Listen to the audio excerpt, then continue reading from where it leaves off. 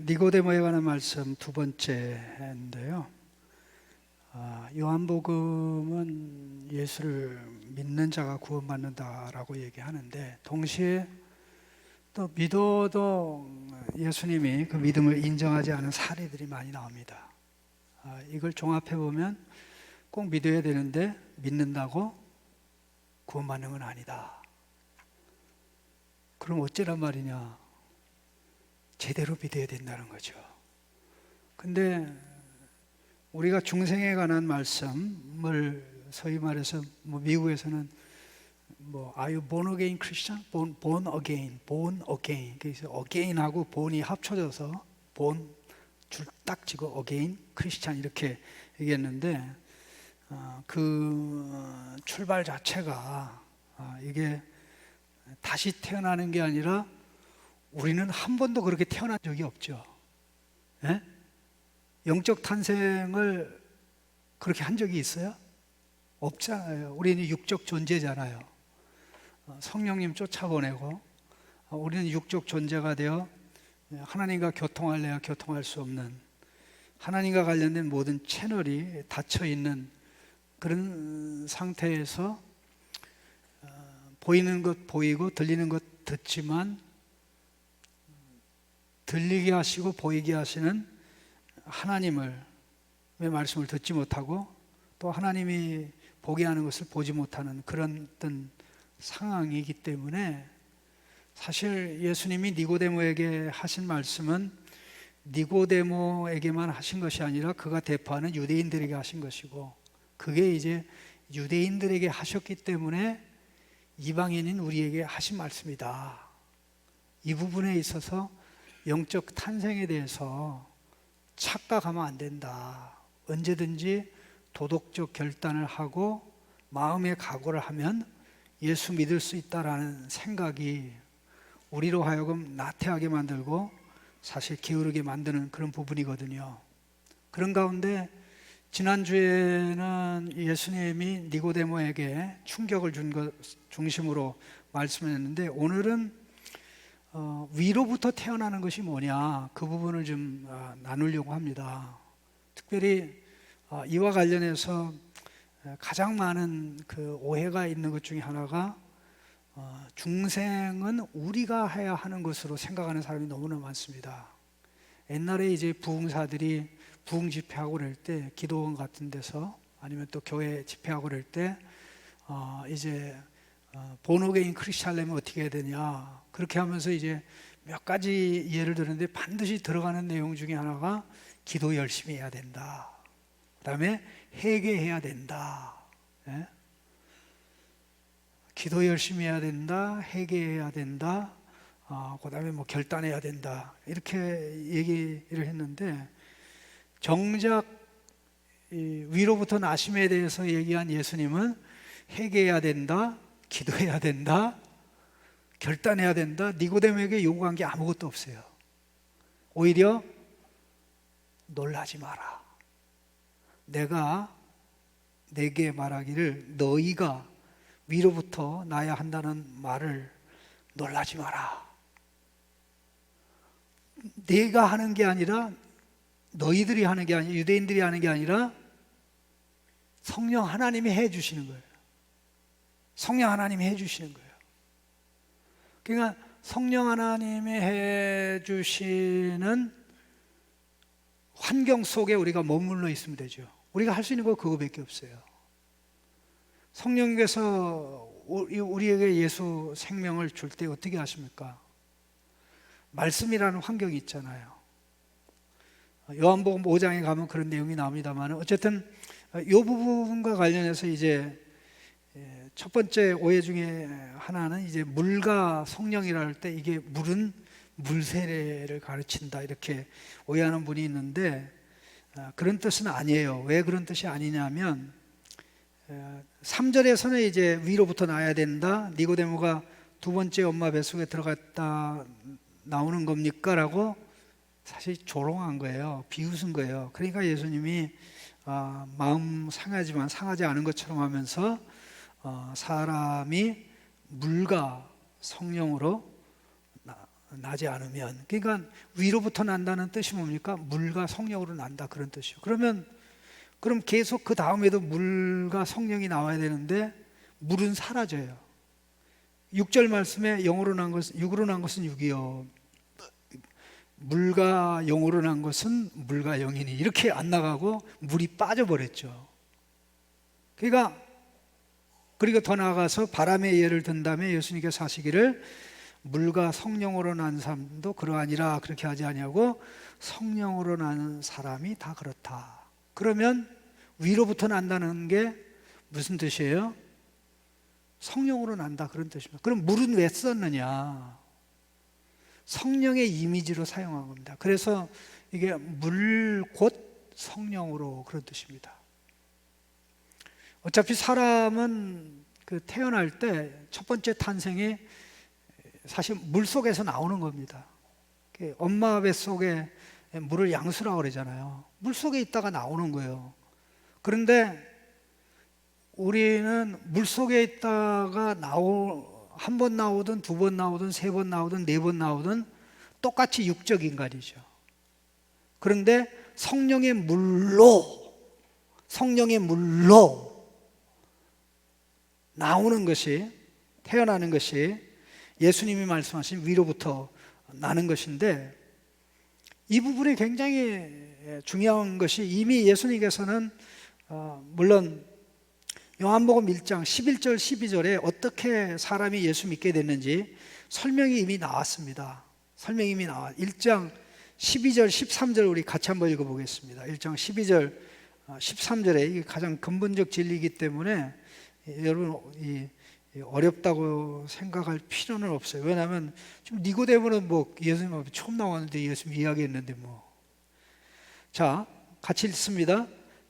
영접하는 자 곧 그 이름을 믿는 자들에게는 하나님의 자녀가 되는 권세를 주셨으니 이는 혈통으로나 육정으로나 사람의 뜻으로 나지 아니하고 오직 하나님께로부터 난 자들이니라. 이게 혈통, 육정, 사람의 뜻, 이것을 한마디로 얘기한 게 육으로 난 것은 육이요, 이 말입니다. 그러니까 육으로 나봤댔자 결과는 육이다는 거죠. 그러면 여기 혈통은 뭡니까? 가문, 좋은 가문. 뭐 모태솔로, 모태신앙. 이 모태신앙에서 나오면 자동적으로 되나요? 그거 아니에요. 골치 아픈 사람 중에 목사님의 자녀들이 많아요. 또 장로님의 자녀들이 많아요. 끝까지 속색여. 하여튼 예? 교회 오래 다닌다고 자동적으로 되는 거 아니거든요. 여기 육정이라는 게 뭐냐면 원문의 뜻은 이렇게 돼 있어요. 육신의 셀레마, 육신의 뜻입니다. 여기 육신의 뜻이라는 게 이게 바로 자연적 출생입니다. 자연적 출생. 이 육신적인 출생을 육신적 출생에 포함된 것이 혈통도 포함되고, 여기 사람의 뜻, 여기 사람의 뜻이라고 되는데 이게 남자의 결단입니다. 남자, 도덕적 결단. 이 범위가 좀 좁죠. 그러면 육정, 육신의 뜻, 육신의 셀레마, 육신의 뜻하면 범위가 넓죠. 이게 다 포함되는데 이걸 다 한 가지로 뭉쳐서 육으로 난 것은 육이다. 예수님이 이 말씀을 니고데모에게 한 것은 굉장히 의도적입니다. 왜냐하면 엄마 뱃속에 들어갔다가 다시 나와야 된다는 말입니까? 하고 예수님 비웃은 거잖아요. 예? 그러면 예수님이 니고데모의 말을 받는 것처럼 하면서 엄마 뱃속에 들어갔다 두 번째 나와도 역시 육이야, 세 번째 나와도 육이야, 10번째 나와도 육이야, 100번째 나와도 육이야, 10,000번째 나와도 육이야. 이 멍청아, 내가 얘기한 위로부터 낳는 건 그게 아니야.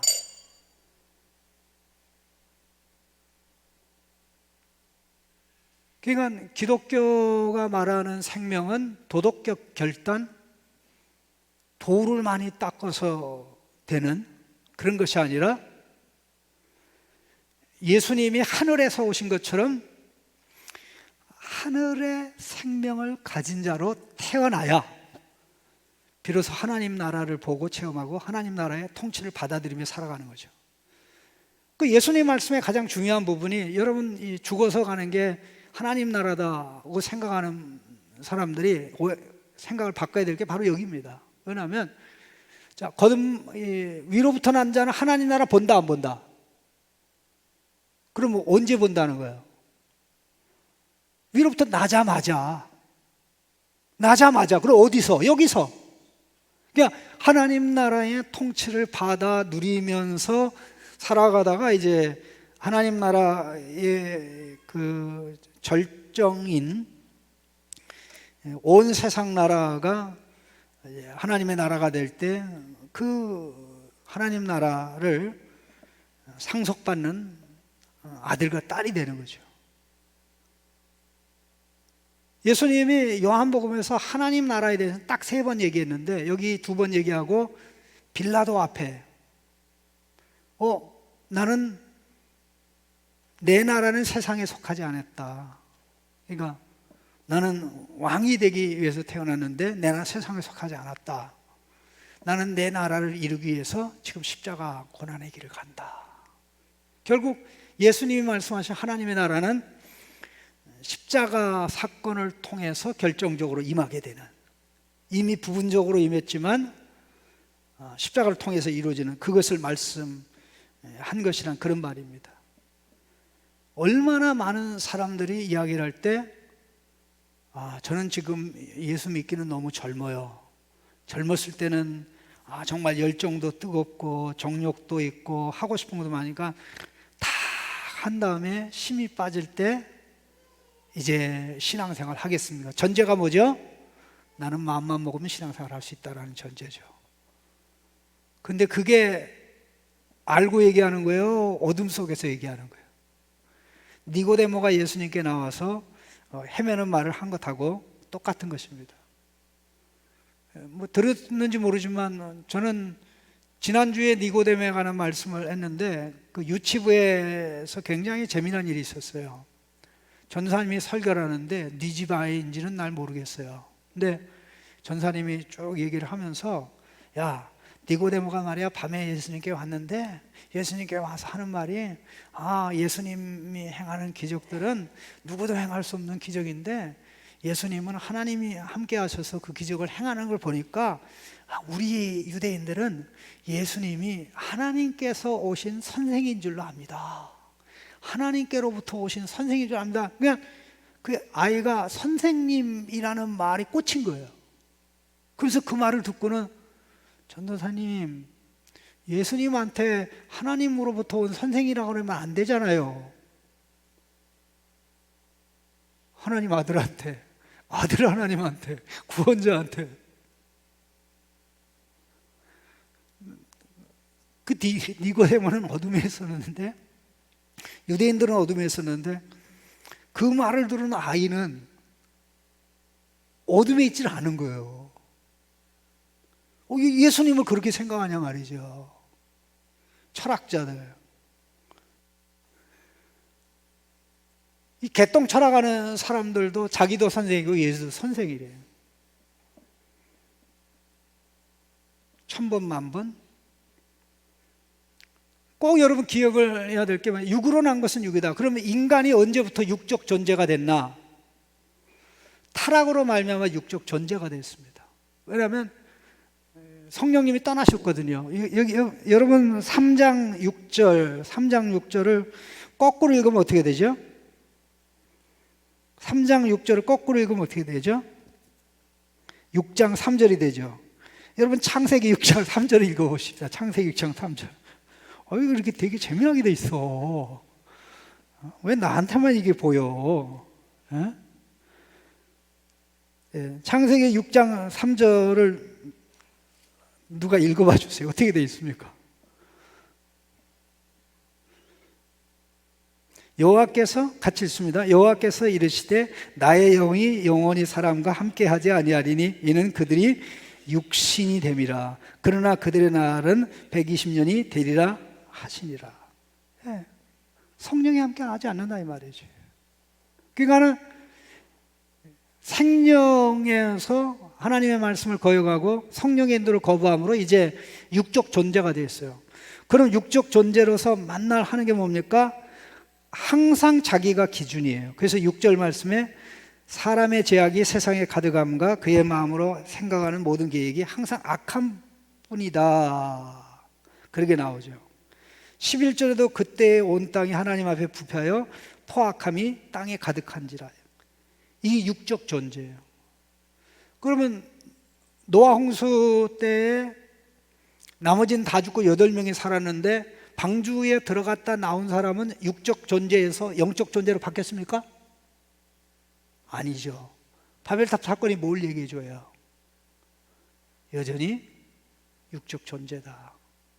다시 말해서 죄의 종으로 죄 문제를 누구도 해결하지 못하는 그런 상황인 것을 우리가 다시 한번 확인하게 됩니다.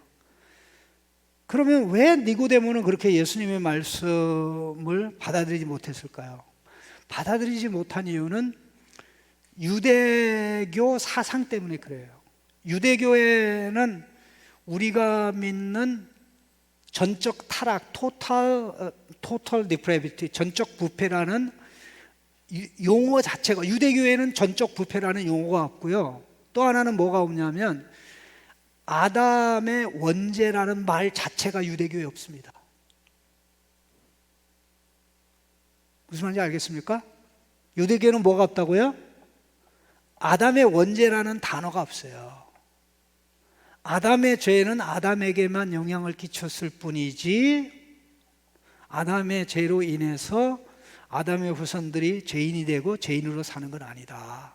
특별히 하나님께서 이스라엘 백성을 구별해서 율법의 울타리 안에 살게 하셨기 때문에 의도적으로 율법의 울타리를 박차고 나가지 않으면 구원받는 데는 지장 없다. 아브라함의 후손이니까, 또 다윗과 같은 훌륭한 왕이 있으니까 그들은 다, 그래서 이 두 가지 생각의 결과로 어떤 일이 있었냐면 그들의 메시아는 죄를 감당할, 죄를 해결하기 위해서 죽임을 당할 메시아가 아닙니다.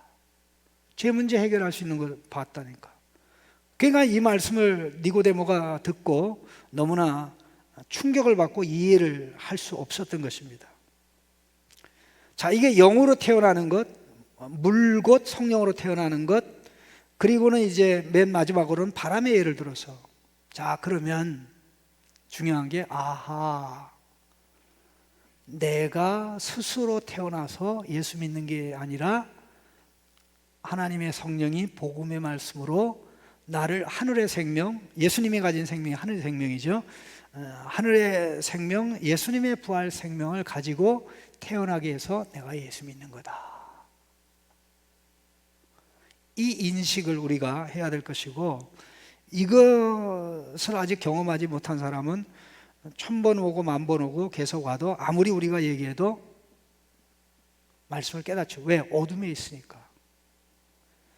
그런데 이제 이 우리를 하늘의 생명을 가진 자로 태어나게 해서 예수 믿게 하는 이 성령의 역사를 물과 바람의 이미지를 사용해서 예수님이 설명했다는 게 굉장히 중요합니다. 물과 바람. 또 이 말씀을 하는 예수님은 생명의 말씀 빛이셔요.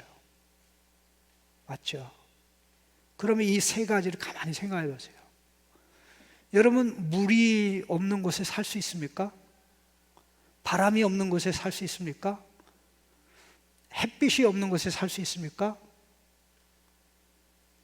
지금 우리가 살고 있는 시대는 그 인공빛으로 인해서 생태계가 파괴되고 인간의 생체 리듬까지 파괴되고 있는 그런 상황이에요. 여러분, 어마어마하게 많은 곤충들이 이 태양빛하고 전기불을 구분을 못해요. 곤충들이 태양빛하고 이 전기불 이걸 구분을 못해가지고 태양빛인 줄로 착각하고 밤에 그쪽으로 가가지고 가다가 타 죽는 거예요. 걔들 자살하는 거 아니에요. 그러니까 이 곤충들의 매개수가 적어지니까 결국 먹이 사슬이 끊어져죠. 먹이 사슬이 끊어지니까 어떻게 해요? 그 먹이 사슬이 유지돼서 이 나무들이 수정이 돼가지고 꽃가루 수정이 돼서 열매를 맺는데 이게 다 파괴되고 마지막 어느 순간에 가서는 인간 자신도 이제 살 수 없게 되는 그런 환경이 되는데, 이것을 최근에 적지 않은 사람들이 깨달아 가지고 밤에 이 불을 켜지 않기, 혹은 밤에 불을 켜더라도 우리가 가다가 넘어지지 않을 정도로만 그렇게 해야지 곤충이 죽어나가고, 다 죽어나가면 결국 파괴가 우리에게 오는데, 이게 한국에는 지금 진행된 게 아무것도 없어요. 한국에는 거의 지금 감각조차도 없어요. 미국하고 다른 나라들은 그런 부분 상당 부분 진행되는데, 어쨌든 보세요. 빛이 있어야 돼요. 그 다음에 물이 있어야 돼요. 빛이 있는데 물이 없거나 물이 있는데 빛이 없거나 생명활동이 일어나지 않습니다. 대기의 순환, 바닷물의 순환, 이 물의 흐름이거든요. 물이 그냥 자동적으로 돌아갑니까? 바람이 움직여줘야 물이 돌아가거든요. 이 모든 인간은 이런 것들의 움직임은 하나님이 만든 질서인데, 이 질서를 하나님이 성실하게 운행하고 이끌어가고 있기 때문에 자연의 생명들이 살아갈 수 있는 겁니다. 예수님이 빛, 물, 바람을 얘기한 것은 인간의 생존을 위해서 바람, 물, 비가 절대적으로 필요하듯이 성령의 물, 성령의 바람이 있을 때 비로소 우리가 하늘의 생명을 가진 자로 태어난다, 그런 얘기예요. 요한복음에서 이 부분은 굉장히 중요합니다. 자, 갈릴리 가나 혼인잔치에서 연회장이 맛본 것은 포도주입니까? 포도주 맛을 내는 물입니까? 그 물이에요. 물이에요. 그 다음에 여기 3장에 물곧 성령, 4장에 예수님이 그 수가성 여인에게 하신 말씀이 뭡니까? 수가성 여인에게 하신 말씀이, 이 물을 마시는 자는 다시 목마르거니와 내가 주는 물을 마시는 자는 영원히 목마르지 아니하리라 그랬잖아요. 그 물이 뭐예요? 예수님이 십자가에 죽으셨다 부활하시면 믿는 여인과 사마리아 사람에게 공급할 성령이거든요. 7장에 또 무슨 내용이 나옵니까? 초막절 마지막 날 예수님이 누구든지 목마르거든 내게로 와서 마시라, 이는 성경의 이름같이 그 배에서 생수의 강이 흘러나오리라. 그러면서 설명하기를 39절에 그를 믿는 자들이 받을 성령을 가리켜 말씀한 것이라 그랬습니다. 물, 그 성령이에요. 그 다음에 맹거린 알죠? 예수님이 어디로 보냈어요? 서초 약수터로 보냈어요? 실로암 못으로 보냈어요? 실로암 못으로 보냈죠. 왜? 실로암이 무슨 뜻이에요? 보냄받았다. 보냄받은 예수님이 모든 사역을 완성하면 성령을 보낼 거죠. 그 실로암의 연못은 결국 성령의 샘물을 가르치는 거예요. 십자가로 확보한. 자, 13장에 보면 또 물이 나옵니다. 예수님이 허리에 수건을 두르고 대물을 떠서 제자들의 발 하나씩 씻기죠. 물론 베드로가 헛소리 한번 했죠. 근데 한번 야단 맞았죠. 야단 맞으니까 머리까지 뒤밀면서 나 이거 머리도 씻어주세요. 야 임마, 이 목욕한 사람은 손발만 씻으면 돼. 베드로 같은 사람이 있으니까 이제 우리가 뭐가 필요하다는 것을 깨닫게 되는데요. 그 물이 뭡니까? 예수님이 아버지께로 가셔서 우리의 구원을 이루심으로 말미암아 성령을 보내셔서 우리를 정결케 하는 역사를 하실 것을 내다보고 하신 거예요. 마지막으로 물이 언제 등장합니까? 19장에 등장하죠. 예수님이 죽었습니다. 물론 죽었다는 표현이 give away the spirit, give away 성령을 내어주셨다, 그런 표현이기도 합니다만은, 예수님 좌우에 두 사람이 있죠. 로마 군인이 와서 살아있는 걸 보고 양다리를 부러뜨렸습니다. 그래야 빨리 죽습니다. 그리고 예수님의 다리를 부러뜨리려고 보니까 예수님은 이미 확실하게 죽었어요. 그러면 그냥 가지. 왜 창을 들어서 예수님 옆구리를 찔러요?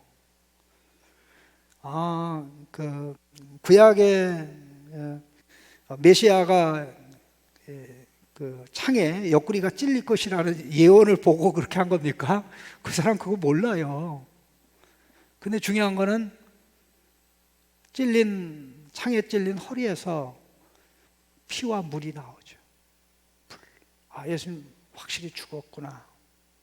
물이 나왔다는 것은 결국 이제 죽으셨음으로 말미암아 구원을 확보해서 우리에게 성령의 선물을, 성령의 물을 주실 때가 됐다. 그런 이미지, 그런 그림을 그려주는 겁니다. 그래서 부활하신 예수님이 제자들에게 나타나서 샬롬, 샬롬 레카, 너희에게 샬롬이 있을지어다. 샬롬 레카 이렇게 얘기하면서 너희에게 샬롬이 있을지어다 하면서 성령 받으라. 네. 타불이. 이게 이제 요한복음에서 예수님 3장에서 니고데모에게 사람이 물 곧 성령으로 나지 않으면, 그래서 설명할 때 물이 언급되는 것에는 성령의 역사를, 여러분들이 나중에 시간이 되면 기가 막히게 브라질 학자가 쓴 책인데 The Wonder of Water라는 책이 있어요. 정말 환상적인 책입니다. 아마 한국말로 번역이 됐는지 모르겠는데, 번역 안 돼도 영어 책 봐요. 모르면 문장 그냥 그대로 따다가 물어보면 다 요즘엔 다 되잖아. 근데 왜 안 하려고 그래? 예? 그렇잖아요. 예? 근데 참고로 챗GPT한테 그 책에 대해서 핵심을 얘기해달라니까 얘는 그 책이 아직 있는지도 몰라요. 왜냐하면 기독교 서적이기 때문에 아직 그거는 데이터베이스로 안 됐어. 몇 달 전에 제가 확인해 보니까 그렇습니다. 근데 중요한 부분은 이 물과 성령님은 닮은 꼴이에요. 물과 성령님은. 왜 물과 성령님이 닮은 꼴이냐면, 물이 에게 하나님이 부여한 역할이요, 상상을 초월합니다.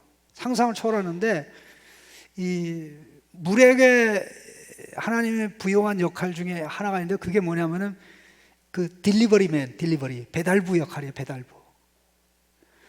물은요, 물에 넣으면 이 화학 물질이고 뭐고 이 미네랄이고 뭐고 모든 게 용해가 안 되는 게, 녹지 않는 게 없어요. 다 녹아요. 그런데 이거를 다시 이 물을 빼내고 말리면 100% 원상태로 회복이 돼요. 미네랄이. 성령님이 배달 사고 내요, 안 내요? 예수님이 심부름하잖아요. 예수님의 구원 선물 중심에 있잖아요. 예수님이 보여주는 거 우리에게 보여주고, 들려주는 거 들려주고, 구원의 선물을 우리에게 나눠서 우리가 예수님 닮아가도록 그와 같은 역사를 하게 되는데, 뭐 우리가 물에 대해서 아는 것은 세월의 피고, 물고 성령이라고 말씀하신 예수님은 물을 만들고 물의 기능을 부여하신 분이기 때문에 얼마나 뭐 기가 막히게 다 하시겠어요. 이 물의 일정한 레벨이, 여러분 세포 안에도 여러분 물이 가득 차 있는 거 아세요? 신체의 70%가 물이 아니라 사실 지구의 70%가 물이에요. 왜냐하면 사람은 작은 지구거든요. 작은 우주예요. 큰 우주가 70%가 물이지, 작은 우주인 인간이 물이 70%인 게 다 그런 그 맥락에서, 물론 이 많은 물들이 어디서 왔나 해가지고 학자들은 엉뚱한 소리, 지구 밖에서 왔을 거다, 그렇게 말도 안 되는 소리 했었는데, 어쨌든 에덴 동산에 물이 있고 그 생명의 물이 흘러가는데, 그 에덴 동산의 물은 어디서 흘러나와요? 에덴산 하나님의 천상 보좌에서 흘러나오는 그런 이미지로 되었다는 겁니다. 그래서 구약 성경에 물을 얘기할 때 가장 중요한 게 항상 성령을 염두에 두고 물을 말씀하세요. 이스라엘 백성의 광야 40년을 유기할 때 반석에서 물이 나온 거, 반석에서 물이 나온 거. 40년 광야 생활 초기 말기. 그러면 40년 동안 하나님께서 물을 공급하신 거죠. 그거를 사도 바울은 해석하기를 고린도전서 10장에서 반석에서 나오는 물을 이스라엘 백성이 광야에서 마셨다. 그게 갈라진 반석, 예수 그리스도의 죽음으로 말미암아 하나님의 백성에게 성령의 물이 공급될 것을 말씀할 그런 내용인데요. 이게 성경 전체에 이사야서에 계속 나오고 반복적으로 나오고 또 에스겔에 나오고 다른 선지서에서 쭉 나옵니다. 여러분이 많이 찬양하는 성경 구절 중에 한 군데만 좀 읽었으면 좋겠는데요. 이사야 35장 5절, 6절, 7절입니다. 35장, 이사야 35장 5절, 6절, 7절. 5절, 6절, 7절. 우리 같이 읽겠습니다. 그때의 맹인의 눈이 밝을 것이며 못 듣는 사람의 귀가 열릴 것이며 그때의 저는 자의 가는 사슴같이 뛸 것이며 말문다는 자의 혀는 노래하니니 이는 광야에서 물이 솟겠고 사막에서 시내가 흐를 것임이라. 뜨거운 사막이 변하여 못이 될 것이며 메마른 땅이 변하여 원천이 될 것이며 승량에 눕는 곳에 풀과 갈대와 부들이 날 것이며. 여러분, 이 말씀을 예수님이 세례자 요한이 제자들을 보내서 당신 메시아 맞습니까? 라고 할 때 예수님이 이 말씀을 인용해서 답했거든요. 여기에 뭐가 나와요?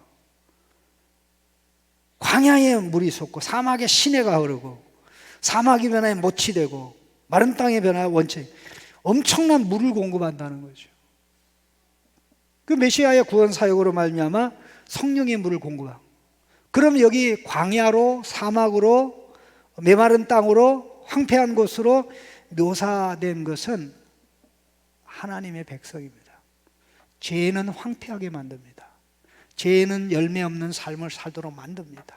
결실이 없어요. 정말 하는 것마다 되는 게 없어요. 이런 게 완전히 바뀌는 것은 하나님께서 성령의 물을 메시아가 오실 때, 메시아를 통해서 공급할 때 되어진다라는 것입니다. 이사야서 이런 내용이 많고요. 뭐 다른 건 뭐 다 아는 내용이기 때문에 더 이상 얘기하지는 않고, 특별히 여러분 살 때 에스겔 47장에 성전 밑에서 물이 흘러나오잖아요. 그래서 이거를 청량을 하니까 물이 점점 더 깊어지죠. 사해바다까지 물이 가득 차서 가는 곳마다 생명의 역사가 일어나죠. 사해바다도 죽은 바다가 생명의 바다가 되죠. 이게 메시아의 구원 역사로 말미암아 하나님 백성에게 성령의 물이 공급돼서 생명이 요동치게 될 것을, 생명활동이 왕성하게 일어날 것을 말씀한 겁니다.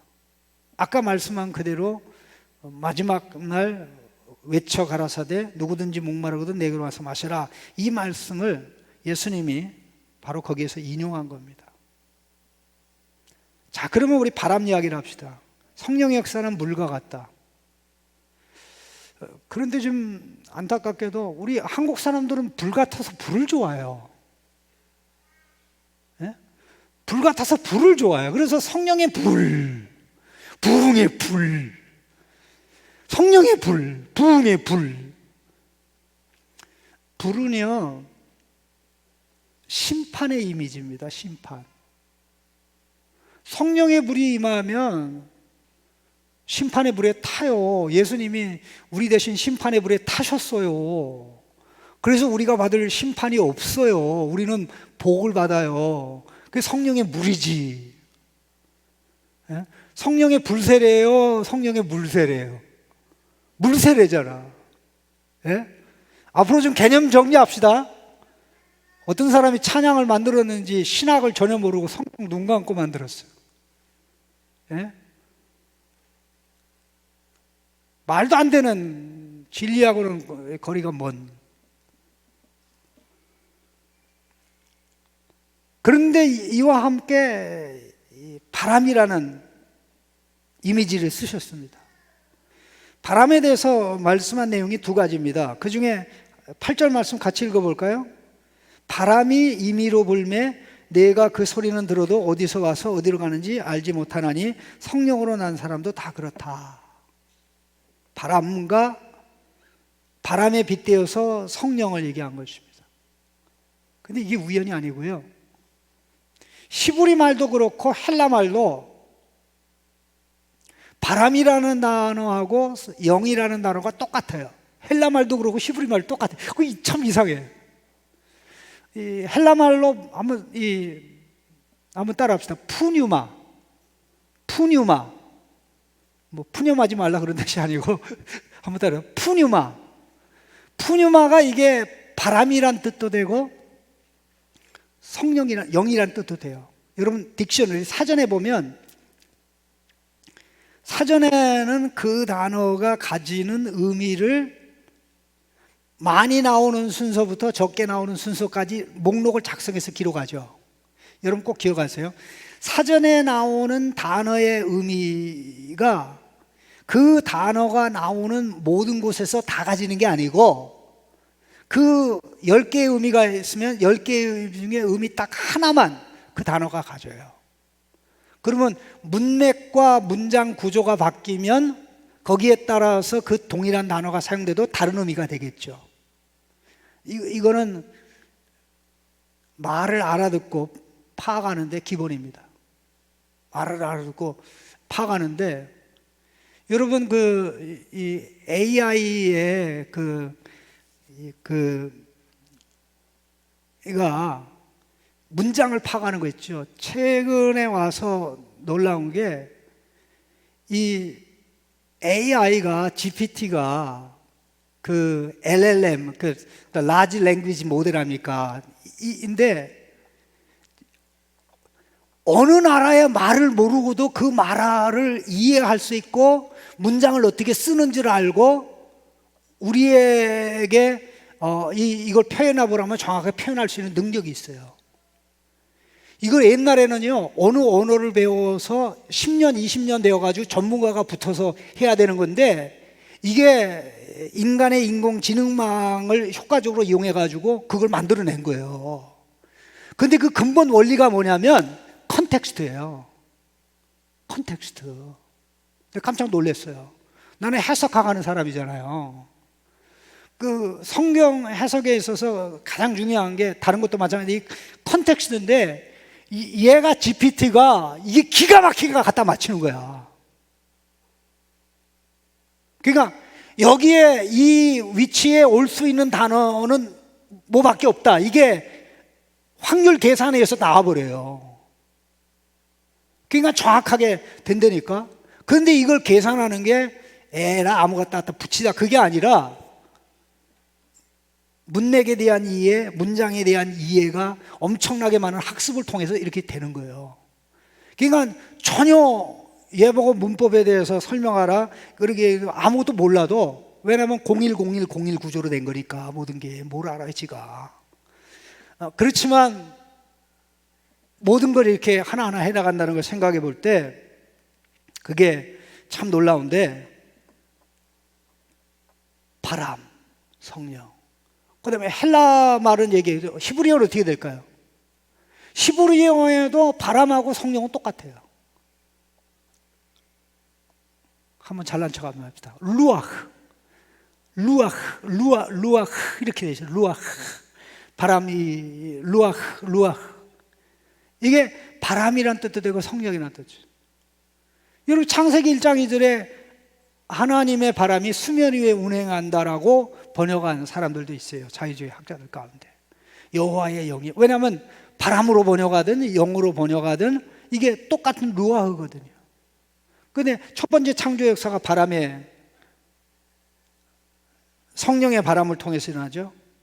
그 바람의 움직임과 활동이, 모든 것들은 하나님이 세상을 운영하면서 하는데, 그러한 성령의 초자연적인 바람이 불어와야 우리는 하늘의 생명을 가진 자로 태어난다, 그런 얘기입니다. 그러면서 니고데모가 나 그거 못하는데 놀라지 마. 네가 하는 거 아니야. 너 보고 하라고 요구하는 거 아니야. 너에게 그런 일이, 유대인들에게 그런 일이, 이방인들에게 그런 일이 일어나게 예수님이 하시겠다는 거죠. 그게 다음 주에 나누게 될 말씀입니다. 우리 정리하겠습니다. 여러분이 예수 믿는 게 불가능했던 사람입니까? 처음서부터 가능한 사람입니까? 처음서부터 불가능했는 줄로 믿습니다. 그러나 지금은 예수 안 믿는 것도, 지금도 안 믿는 게 가능합니까? 안 믿는 게 불가능합니까? 이제 안 믿는 게 불가능해요. 한번 따라 합시다. 나는 예수 안 믿기 글렀다. 복이 있을지어다. 이게 복된 사람이야. 무슨 일이 일어나도 이제 내가 예수 안 믿는 게 불가능해요. 내가 아무리 의지적인 결단해도 내가 다른 도구를 쓰지 않고 내가 숨을 참아서 숨을 끊을 수 있는 사람이 있어요, 없어요? 어떤 다른 방법 사용하지 않고 자, 숨 멈춰요.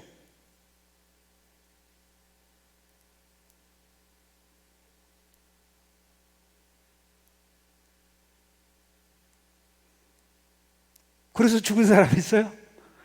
안 돼. 안 돼. 그러니 우리가 우리 안에 있는 예수 생명을 싸구려로 여기면 안 되는 거예요. 이 우리 안에 있는 생명은 성령의 물, 성령의 바람 같은 지속적인 역사로 인해서 더 큰 생명으로 자라가고 자라가는 것입니다. 우리가 출생이 한 번이듯이 성령으로 태어나는 것도 한 번이에요. 그 태어난 다음에 뭐예요? 계속 생명으로 성장해 가는 겁니다. 여러분 기도할 때 계속 거듭나게 해달라는 기도 제발 하지만 하나님 싫어해요. 또 낳게 해달라고 그 기도하지 마세요. 왜 그렇게 기도해요? 왜냐하면 이미 네가 태어나서 내가 너 생명 있어 믿고 있는데 잘 믿게 해달라고 그래야지. 호흡 잘하게 해달라고 해야지. 거듭 어게는 그러면 go back and forth. 그러니까 육으로 갔다 영으로 갔다 왔다. 그건 아니잖아요. 이게 진짜인지 아닌지는 하나님 말씀이 내게 들어오는 거. 어떤 상황에서도 나는 믿음을 포기할 수 없다. 총을 갖다 들이댄더라도 나는 내가 총에 의해서 내 가슴이 구멍이 나는 일이 있어도 나는 예수 믿는 것을 자랑스럽게 생각하다. 이게 끝까지 가는 거거든요. 이러한 생명을 예수님이 주시기 위해서 십자가의 길을 가시고 또 그렇게 하시겠다고 니고데모에게 말씀을 했던 겁니다. 우리 기도하겠습니다.